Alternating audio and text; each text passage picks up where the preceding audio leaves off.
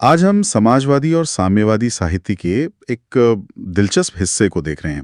ये बात करता है रूढ़िवादी या बुर्जुआ समाजवाद की। हाँ, ये विश्लेषण एक खास किस्म के समाजवाद को समझने की कोशिश करता है।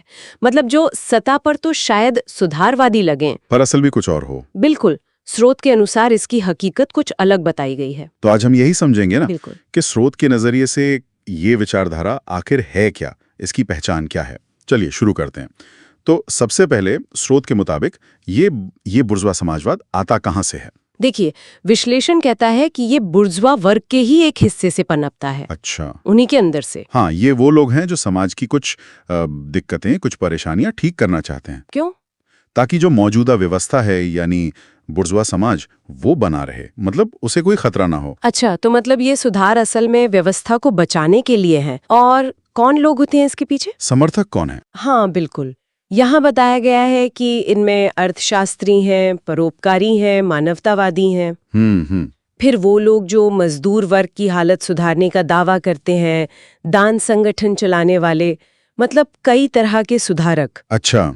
और इसे सिर्फ कुछ लोगों की सोच नहीं, बल्कि एक पूरी विचारधारा, एक पूरी व्यवस्था का रूप भी दिया गया है। जैसे कोई उदाहरण है? हाँ, जैसे प्रूधों की किताब फिलॉसफी द ला मेज़ेर का जिक्र है।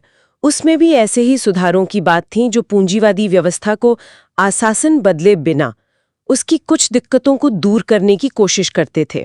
ये वाकई दिलचस्प है। तो ये जो बुर्जुआ समाजवादी हैं, ये चाहते क्या हैं आखिर? स्रोत इनके इरादों के बारे में क्या कहता है?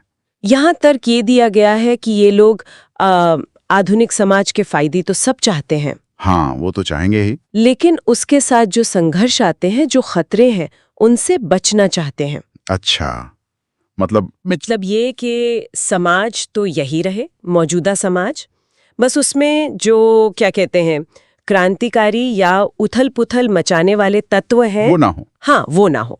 एक तरह से कह लीजिए, वे मालिक वर्ग यानी बुर्जुआ तो चाहते हैं, पर मजदूर वर्ग यानी सर्वहारा के संघर्ष या उसकी ताकत नहीं चाहते। बिल्कुल, यही बात। ये तो बड़ा विरोधाभासी सा लगता है। मतलब व्यवस्था का मलाई चाहिए पर उसके कांटे नहीं। और मजदूर वर्ग से इनकी क्या उम्मीद है फिर? विश्लेषण कहता है कि बुर्जुआ वर्ग को लगता है कि भाई उसकी बनाई दुनिया ही सबसे अच्छी है। हाँ, ये तो होता ही है। और ये जो बुर्जुआ समाजवाद है, ये इसी सोच को एक तरह से व्यवस्थित रूप देता है, एक सिस्टम बना देता है। कैसे? जब ये मजदूर वर्ग से कहते हैं कि इस व्यवस्था को अपना लो, ये तुम्हारे लिए सामाजिक स्वर्ग जैसा है, तो असल में वो क्या चाह रहे हैं? क्या? वो यही चाहते हैं कि मजदूर मौजूदा समाज की सीमाओं में ही बंधे रहें। और मालिक वर्ग यानी बुर्जुओं के खिलाफ अपने सारे जो नकारात्मक विचार हैं, गुस्सा है, वो सब छोड़ दें। वाह! क्या इसका कोई और रूप भी बताया गया है? मतलब एक तो ये व्यवस्थित सोच हो गई। हाँ, एक दूसरे रूप का भी जिक्र है। वो थोड़ा ज्यादा कह सकते हैं व्यावहारिक है, लेकिन कम व्यवस्थित। वो क्या है? ये तरीका कोशिश करता है मजदूरों के जो क्रांतिकारी आंदोलन है, उनको ठंडा करने की। कैसे? क्या कहकर? ये कहकर कि भाई सिर्फ भौतिक हालात में सुधार, मतलब तुम्हारी आर्थिक स्थिति में सुधार, बस वही तुम्हारे काम का है। किसी भी राजनीतिक बदलाव से, किसी क्रांति से कुछ हासिल नहीं होने वाला। लेकिन ये जो भौतिक सुधार हैं, इनका असली मतलब क्या है? क्या ये वाकई कोई बुनियादी बदलाव लाते हैं? यहीं पर स्रोत बात साफ करता है।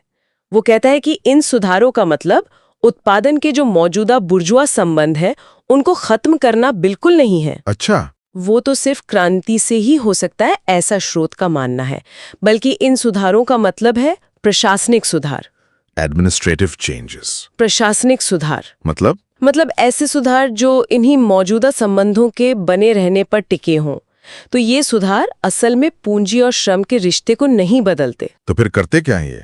ज्यादा से ज्यादा ये सरकार चलाने का खर्च कम कर देते हैं या प्रशासनिक काम को थोड़ा आसान सरल बना देते हैं, बस। तो फिर ये सारी बातें महज दिखावा हैं, एक तरह की बयानबाजी?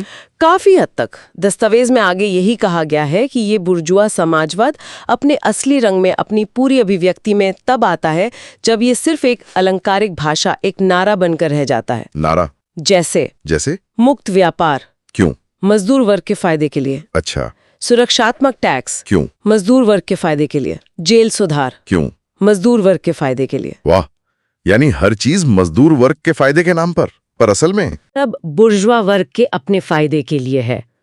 और इसीलिए लेखक इसे इस एक लाइन में समेट देता है जो बड़ी मारक है क्या? कि बुर्जुआ है मजदूर वर्ग के फायदे के लिए। यही इस विचारधारा का सार बताया गया है। बिल्कुल, यही इसका अंतिम और एकमात्र गंभीरता से लिया गया शब्द है, ऐसा स्रोत कहता है। तो अगर हम संक्षेप में देखें तो ये विश्लेषण रूढ़िवादी या बुर्जुआ समाजवाद को एक ऐसी विचारधारा के तौर पर पेश करता है जो ऊपर से तो सुधारों की बात करती है, हाँ, सुधारों का चोला पहनती है, लेकिन जिसका असली मकसद जो मौजूदा ताकत का ढांचा है, जो व्यवस्था है, उसे बिना बदले बनाए रखना है। बिल्कुल सही। और ये हमें सवाल के साथ छोड़ जाता है ना, कि जो सुधार के नाम पर इतने प्रयास होते हैं, हाँ। उनके पीछे असली मंशा क्या हो सकती है? क्या वे वाकई उन लोगों की मदद करते हैं जिनके लिए वे लाए जाते हैं, या फिर वो अनजाने में उन्हीं व्यवस्थाओं को और मजबूत कर देते हैं जिनसे असल में समस्याएं पैदा हो रही हैं? सही बात है। ये एक अहम नुक्ता है जिस पर आगे सोचने की जरूरत